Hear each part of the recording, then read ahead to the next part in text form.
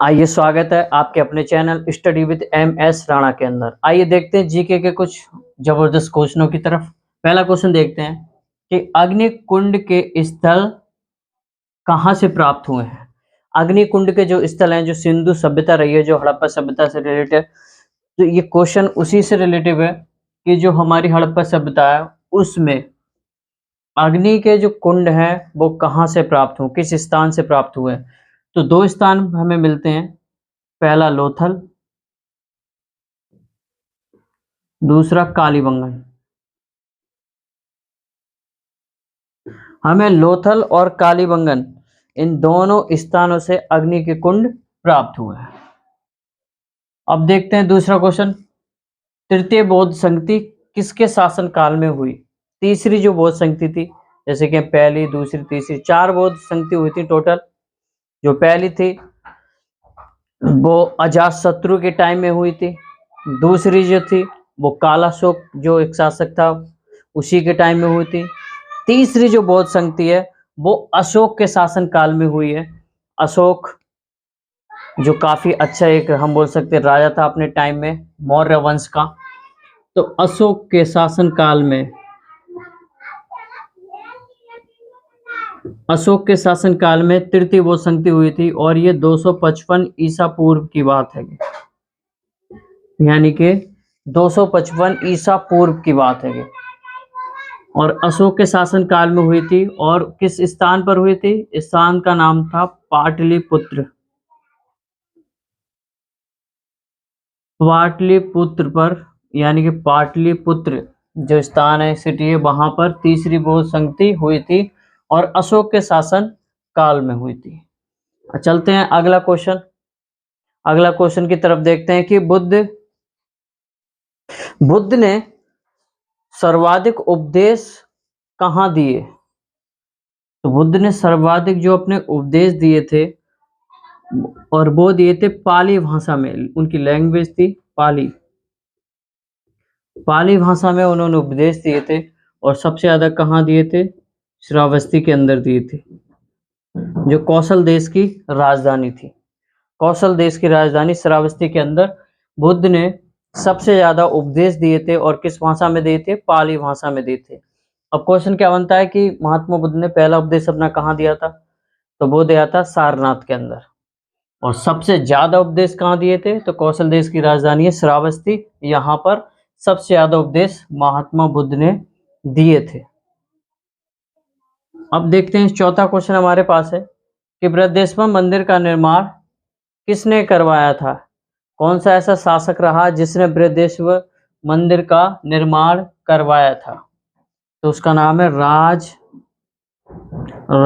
प्रथम ने, और इसका नाम राज प्रथम है, जो कि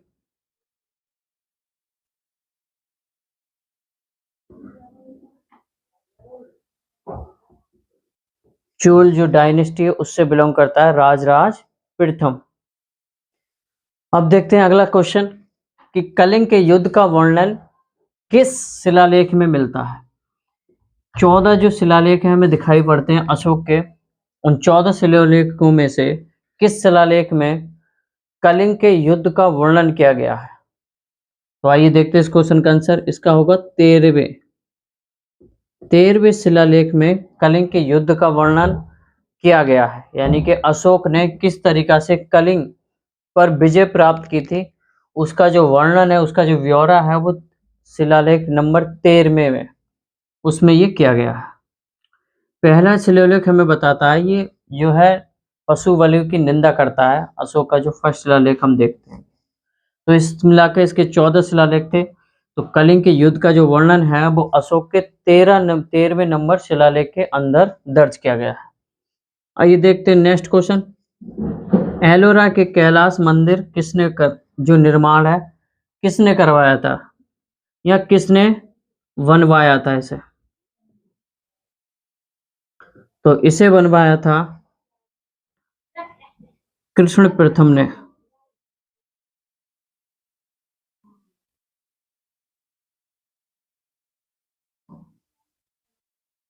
अब ये जो राजा था कृष्ण प्रथम, कृष्ण प्रथम ने एलोरा के कैलाश मंदिर का निर्माण करवाया था। अब ये जो क्वेश्चन मैंने लिए काफी अच्छे सिलेक्ट क्वेश्चन हैं और इन्हीं क्वेश्चनों से और भी क्वेश्चन बन जाते हैं, जैसे कि ये हड़प्पा सभ्यता से क्वेश्चन है, तो इससे क्वेश्चन बन जाता है कि मृत्यु का टीला किसे बोला जाता है, तो मोहनजोदड़ो हो जाएगा, मोहनजोदड़ो। अब अग्निकुंड न देकर वो हमसे पूछ सकता है कि जुते हुए खेत कहाँ से प्राप्त होते हैं, इस तरीका से कहाँ से नक्काशीदार ईंटें मिली हुई जुते हुए खेत मिले हैं। यहाँ ऐसे क्वेश्चन बनता है कि सिंधु सभ्यता का बंदरगाह कौन सा था, ऐसे पूछ लेता है, तो लोथल ही है वो बंदरगाह जो सबसे ज्यादा। और लोथल कहाँ पर स्थित है, ये गुजरात के अंदर है। इस टाइम पे हमारे जो गुजरात है उस स्टेट के अंदर आता है लोथल बंदरगाह।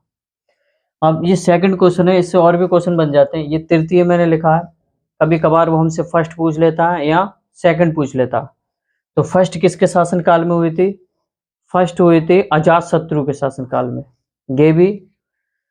फिर दूसरी जो हुई थी वो हुई थी कालाशोक के शासनकाल में।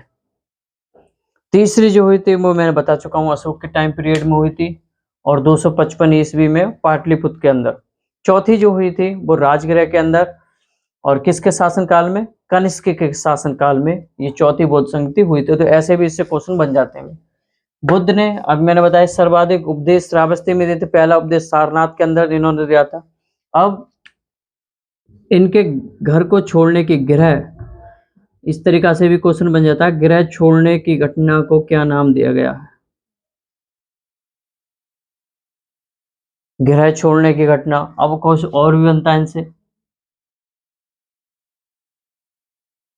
कि प्रथम उपदेश को क्या बोला जाता है, प्रथम जो इन्होंने उपदेश दिया था सारनाथ के अंदर, उस उपदेश को क्या बोला जाता है, तो उसको क्या बोला, धर्मचक्र परिवर्तन।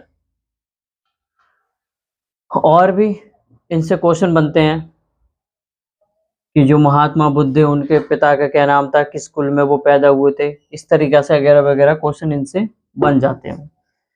अब बृहदेश्वर मंदिर, जिसे राजराजेश्वर मंदिर भी बोला जाता है, इससे ये क्वेश्चन बन जाता है। और इसका निर्माण कराया था राजराज प्रथम ने, जो कि चोल शासक था एक। ये देखते हैं पांचवा क्वेश्चन, कलिंग के युद्ध का वर्णन मैं बता चुका हूँ 13वीं। तो और इससे भी और भी शिलालेख पूछ ही लिए जाते हैं क्योंकि 14 शिलालेख हैं टोटल। तो कभी कभार बोलता है कि नरवली का जो है विरोध या उसको बंद करने की जो प्रथा वो किस शिलालेख के अंदर है। और जो अशोक है उसने और भी बताया था कि कैसे जनता को धार्मिक जीवन बिताना चाहिए, किस शिलालेख के अंदर है, ऐसे ही पूछ लेता है वो।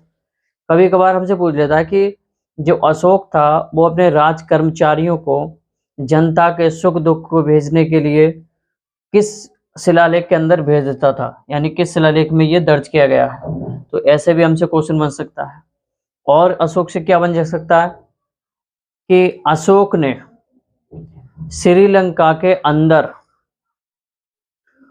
किसको भेजा था, बौद्ध धर्म, यानी कि जो बौद्ध है, जो बुद्ध का धर्म है, उस धर्म के प्रचार के लिए अशोक ने श्रीलंका में किसी को भेजा था। तो इसने अपने पुत्र को और अपनी पुत्री को श्रीलंका के अंदर बौद्ध धर्म के प्रचार के लिए भेजा था, बौद्ध धर्म के प्रचार के लिए भेजा था। और इसकी पुत्री का नाम था अशोक की संघमित्रा और पुत्र का नाम था महेंद्र। तो इसको, इसने दोनों को श्रीलंका में बौद्ध धर्म के प्रचार के लिए भेजा था। और लास्ट में आके कलिंग युद्ध के बाद ही इसका हृदय परिवर्तन हो जाता है और ये बौद्ध धर्म को ग्रहण कर लेता है। उसके बाद ये एक बौद्ध राजा बन जाता है। और भी हम जी की क्लास को चलाएंगे, तो आप हमारी वीडियो को ज़्यादा से ज़्यादा शेयर करें, सब्सक्राइब करें और लाइक करें। धन्यवाद। जय हिंद।